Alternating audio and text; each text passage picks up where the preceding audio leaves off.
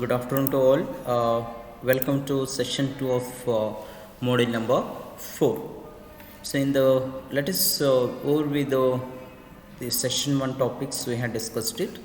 In session 1, we had discussed the definition of the classes and the objects, and how to create the classes and the objects, and how to add methods to the class, and the attributes, how to initialize the attributes, and how to access the attributes, and how to modify the attributes of a given object.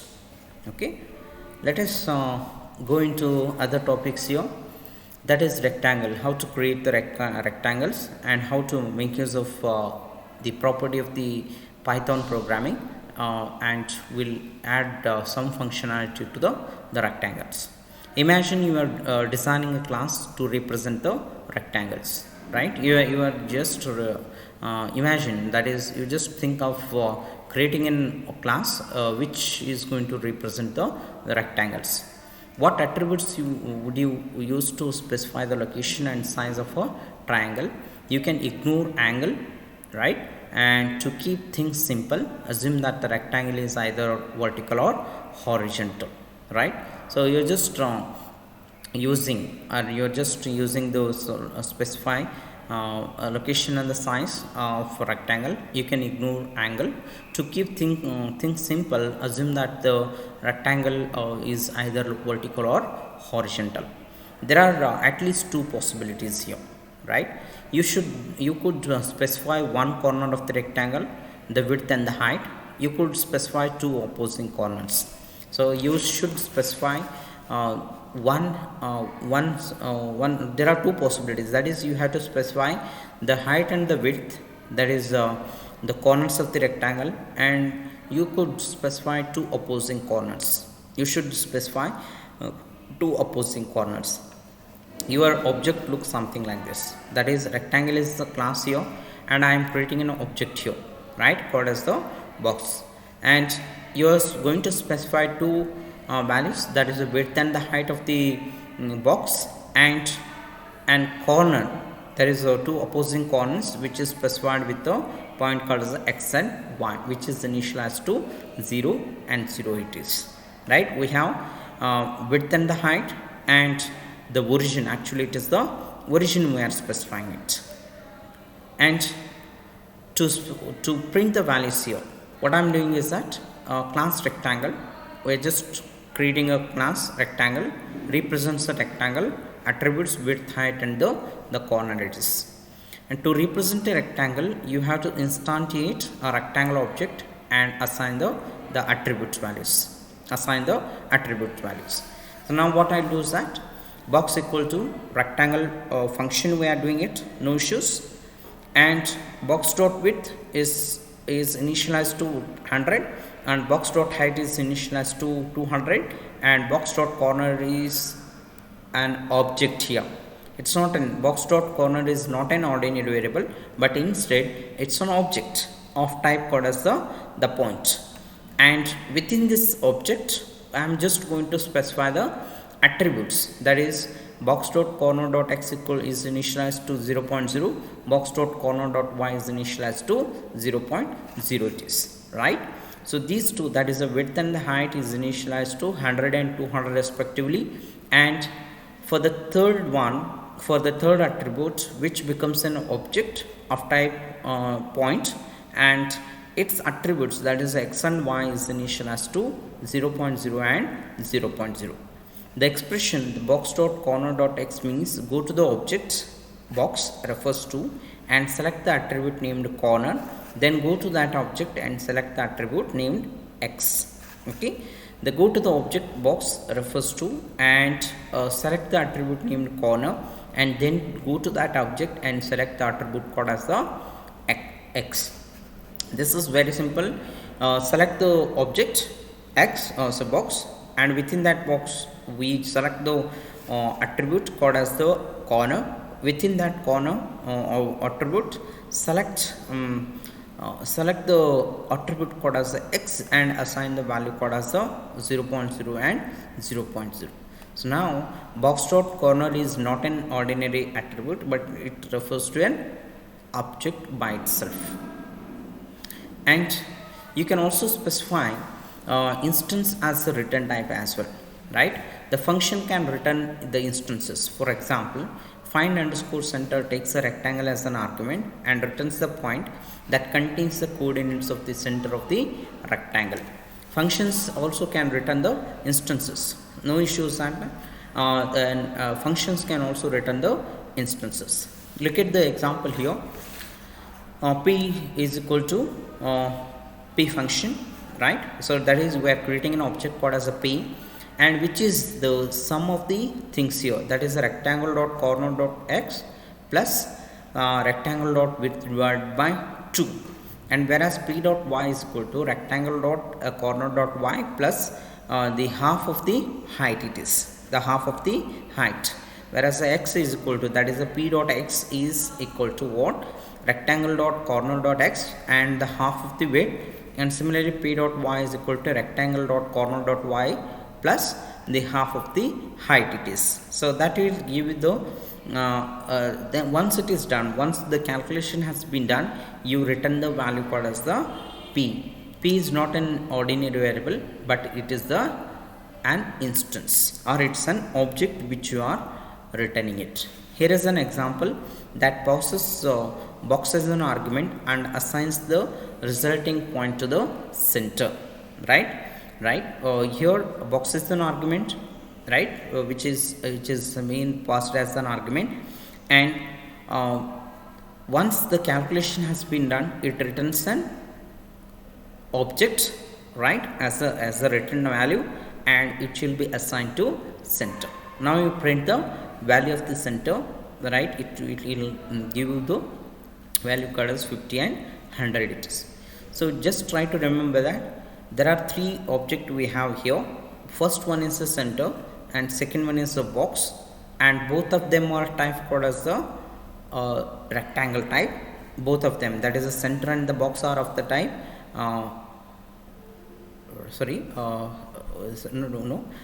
box is of type rectangle, whereas center is of type box point here.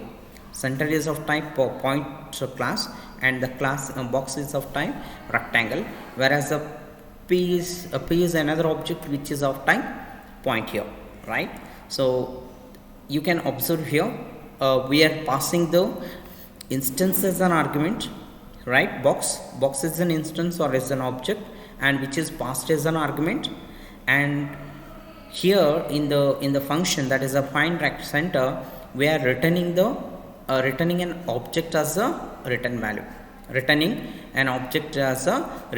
Now P is an function, P is an object which is written as a return value it is. Once it is done, we'll print the values, that is a 50 and 100 it is. And objects are mutable. You can change the state of an object by making an assignment to one of its attributes. While mutable in the sense that during the course of running the program, you can make changes to the object attributes or the attributes of the object, or you can change the value of the attributes. For example, to change the size of a rectangle without changing its position, you can modify the values of the width and the height. You can modify the values of width and the height it is. Okay, so that is box dot width is equal to box dot width plus 50, and box dot height equal to box dot height plus 100 it is. So that is objects are mutable. In other words, during runtime, you can make changes to the attributes of the object. You can change the value of the attributes of an object here. And you can also write functions that modify objects. You can also write functions that is going to make modification to the object. For example, grow underscore rectangle takes a rectangle object and two numbers, d width and the d height, and adds the numbers to the width and the height of the rectangle. You can also write functions that modifies the objects. For example, grow underscore rectangle takes a rectangle object and two numbers, d width and the d height, and adds the numbers to the width and the height of the rectangle. So with that one, you have something called as a grow rectangle, d width and the d height here. So now rect is an object here, rect is an object, and we are changing the attribute of that object. One of the attribute of that object, that is width, is going to be changed, right, which is altered here, and similarly one more attribute of that object, that is rect dot height, will be initial, or it is modified to rect dot height plus d height it is. Here is an example that demonstrates the effect, that is box dot width and the box dot height 150 and 300, right. Once it is done, what I will do is grow rectangle box comma 50 and 100 it is, right. We are adding 52x and 100 to 52 width and 100 to height it is. It becomes what, 200 and 400 it is. Inside the function, rect is an alias for box, and so when the function modifies rect, box changes, right. When you make any changes to the rect, box also changes here. That is, you can also the functions can also make changes to the object as well. So here is the example that demonstrate how why the objects are mutable. Here during runtime, the attributes of the object will be get modified. It will be get changed during runtime. And aliasing makes a program difficult to read because changes in one place might have unexpected effects in another place, right. So what I will do is that aliasing, in sense using a different name, makes a program difficult to read because changes in one place might have unexpected in another place as well, right. Aliasing has maybe easiest one, but it has unexpected other errors in the, or the unexpected effects in another place. It is hard to keep track of all the variables that might refer to an given object, right. So it is very difficult to keep track all the variables that might refers to a given object. Copying an object is often an alternative to aliasing. Copying an object is an alternative to aliasing. The copy module contains a function called copy that can duplicate any object. Okay, so what you are doing is that you just copy one object into another reference, or you make another reference. So you start working on that. Okay, so that is, instead of aliasing, the best solution is that you can copy an object into another memory reference. So here is one example. Box is an object which contains the width is equal to 100 and height is equal to 200, and the corner, which is an object which is initialized to x and y, 0 and 0 here. And similarly box 2, width is initialized to 100 and height is 200. On corner becomes 0 and 0 for x and y it is. That is, you have a mirror image. So we have just taken a copy of this object, that is a box is being copied to box 2 it is. Here is one code snippet that demonstrates the application of the copying. That is, p1 is equal to point, that is I am creating an object called as a p1, that is p1 dot x equal to 3.0 and p1 dot y is equal to 4.0. okay, and import copy. What I am doing is that I am copying p1 into p2, right. So p1 and p2 contains the same data, contains the same data, but they are not same, right. They are not the same points, because p1 is p and 4 and p2 is also p and 4, because they both contains the same data, but p1 is a p2 no, and p2 is equal to p2 p1 is equal to p2 no. Okay, so they are different, they are not the same points, but they are referring to they are having the same data, but they are not from the same points, they are not from the same point, right. This is how the copying works. That is, p1 is initialized to p point and p1 dot x equal to 3.0 and p1 dot y is equal to 4.0 it is. And so what I am doing is that P2 is initialized to and P1, and P1 and P2 contain the same data, but they are not the same points. They are not the same points. Okay, so even though they contain the same data, but they are not equal, or they are not the same points.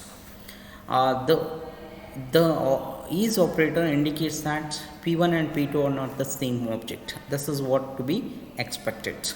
So is operator in the sense, so they are not same. They are not same. Right? They are not the same object, but they are referring to a different object here. But you might have expected equal to yield true because these points contains the same data. In that case, you will be disappointed to learn that for instances, the default behavior of the equal to operator is the same as the operator, is operator. It checks object identity, not the object equivalence. Object identity in the sense that whether they are referring a same memory location or not the contents, not the data what they have. So in this case, P1 and P2, they are referring different memory location. That's why they are not same, or they are not from the same point. That is because the programmer defined types Python doesn't know what should be considered equivalent, at least not yet, right? Doesn't know what should be considered equivalent. Here is one example, that is box2 is equal to box is box, false. Box2 dot corner is box2 dot corner, yes, it is true, right? This operation is called as the shallow copy because it copies the object and any references it contains, but not the embedded objects in it. It contains. This operation is called as a shallow copy because it copies the object and any references it contains, but not the embedded object. As I told you that there is one object called as the box dot corner. It is box dot corner is an object here, right? So this is not going to be copied to another object, and this whole operation is called as the shallow copying because we have copied only the object and its references, but not the embedded object, and such operation we call it as the shallow copying. And for most applications, this is not what you want. This behavior is confusing and error prone, right? So this is for most application, this is what you wanted, and this behavior is confusing and error prone as well. Fortunately, the copy module provides a method named deep copy that copies not only the object but also the object it refers to and the object they refers to, and so on, right? To avoid this one, they have one mechanism, or there is one more operation called as deep copy, which not only copies the object but also it copies the reference as well as embedded objects as well. That is objects it refers to, and object, those are object refers to, that is called as the embedded objects, and all those embedded object will be copied to the newly created or the newly copied object. You will not be surprised to learn that this operation is called as the deep copy, right? You will not be surprised to learn that this operation is called as a deep copy, right? So the box 3 dot e will be equal to copy dot deep copy of box, and whether box 3 is equal to whether box 3 is box false and box 3 dot corner is box 3 dot corner, it is wrong because embedded object has been copied now because they are referring to a different object. That's why they are separate objects or they are completely different. That's why it is showing that it's a false statements. And the initialization method and the self. Since our point class is intended to represent two-dimensional mathematical points, right? Since our point class is intended to represent two-dimensional point class, all point instances ought to have x and y attributes, but that is not yet so with our point objects, right? So they are going to have all the point instances ought to have x and y attributes, but that is not yet so with our point objects. That is p2 is equal to point, that is p2 dot x. The point instance has no attribute called as the x, right? To solve this problem, because there is no something called as the x there. There is no x, we have referred it. Okay, that's why, to avoid this one, we have something called as the initialization method. We have a method called as the initialization method, that is going to initialize all the attribute of a given object. So to solve this problem, what you have is that I am writing a initialization function that begins with the 2 underscore followed by init and 2 underscore self comma x equal to 0 and y is equal to 0. Now x self dot x equal to x and self dot y is equal to y it is. Both of them are initialized to x. So now, so when I print p2 dot x here, it is showing you 0.00 and 0 it is going to print it, because the initialization has been done. So okay, so if without initialization, it is going to print this error message, that is a point instance has no attribute called as x it is, right? Point instance has no attribute x it is. To solve this problem, we add an initialization method to our class called as definition underscore init and underscore self x equal to 0 and y is equal to 0, self dot x equal to x and self dot y is equal to y it is. And here is the program that is going to demonstrate you all the attributes here. The class point represent the class in 2 dimensions, the attributes and x and y. The print point p and p dot x and p dot y. There is another class here, class rectangle here. Find center is the function here. It's not a method, it's a function. Find center, pay point, so we're just doing it. And grow rectangle, we're just adding a function here, that is a grow rectangle. We're just altering the value of the objects or the attributes of the object here. Then that is, we have 2 classes here. One class is the point and second class is the rectangle, and 3 functions here. One is the print point, find center and grow rectangle, and I'm writing the main function here, right? Definition main function, blank equal to blank function, point I am creating it. Then what I am doing is that blank dot x equal to 3 and blank dot y is equal to 4 and print blank here, print blank. And what I am doing is that print point blank here, right? I am just calling the function called as the print point here, right? And similarly, we are creating an object called as a box of rectangle class, and we have making some initialization here. We are making some initialization and calling the function that is a find center for the given object called as the box, and we are printing the center. And similarly, we'll change the value of the rectangle. We'll change the value of the rectangle just by adding 52 52 width and 100 to width it is. Once it is done, I'm just printing the value of width and the height of the box object, right? So this is how you can do the things. After following that, it is blank is blank, we're just printing it. Its value is 3 and 4. Similarly, we are making sure that center, it's 50 and 100, and we're just printing the value here 100 and 200, and the grow, and it is 150 and 300, 150 and 300 it is. And the method behaves like a function, but it is a part of an object. It's a part of an object.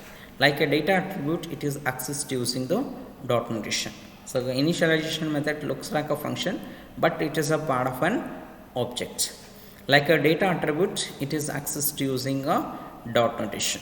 The initialization method is called automatically when the class is being called. The initialization method is called automatically when the class is called. Let us add another method, distance from origin, to see better how this method works. That is, We will add one more function here. There is initialization function has been added, that is which is going to initialize x and y to that is self dot x equal to x and self dot y is equal to y here. Once it is done, what I'll do is that I'm just using that values, that is self dot x to the power of 2 plus self dot y to the power of 2, and which is raised to the power of 0.5, which is raised to the power of 0.5 it is. Okay, so once it is like we are adding a function apart from your initialization method. Okay, one method we are adding it apart from your initialization method. So here is the p is equal to 0.3 and 4. We'll just do that. P dot x 3, p dot y 4. P dot instance from origin, it is 5, right? Instance from distance from 5, it is q is equal to 0.5 and 12. So q dot distance from origin, it is 13. R is equal to point and r dot x equal to 0 and r dot y equal to 0 as well, because we are not passing any value here, and the distance from the origin has been found as a 0 here. In the previous two cases, that is point p and q, so we are passing the value of x and y to the initialization method. We are passing the value of x and y to the initialization method, but with the object code as r, we are not passing any value there.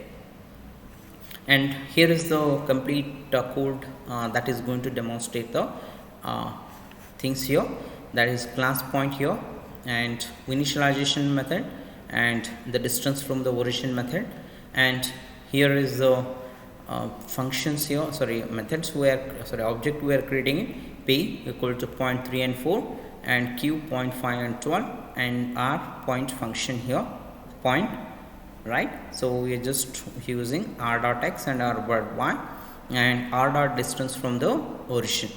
Okay, so in the first case, in the first object, we are passing 3 and 4 as the value of x and y, and in the second case we are passing 5 and 12 as the value, and in the third case there is no value here. That's why it's going to print the value as 0 0. So the first case 3 and 4 is the inputs and 5 is the distance from origin, and in the second case 5 and 2 or 12 are the values of x and y respectively, and 13 is the distance from the origin. In the third case, x and y will be initialized to 0 0 and its distance from the origin is 0 it is. And instances as parameters. How to pass the instances as parameter? You can pass an instance as a parameter to a function in the usual way, right? You can pass the instances, or you can pass the object as a parameter to a function call in the usual way. For example, print point self and p. P is an object here. P is an object, right? And string p dot x and string p dot y, right? So the x of object p and y of object p will be converted into string and it will be get printed. Print point takes a point as an argument and displays it in the standard format. If you call print point p with point p as defined previously, the output is 3 and 4 it is. The output is 3 and 4 because x is equal to 3 and y is equal to 4, that I am converting into an integer string, and we are printing the value of as in the string format. So, okay, so the whole summary is that you can pass the instance or an object as a parameter to a method or a function as well, right? Here is the demonstration of the same thing, that is initialization x and y, self dot x equal to x and self dot y is equal to y. So I am just printing the value here by converting that into numeric value into string value, that is print first case p point 3 and 4. So that is a print point, so that is p here, right? It becomes 3 and 4 it is. It becomes 3 and 4. Okay, that's all for the session. In the next session we will continue the other topics.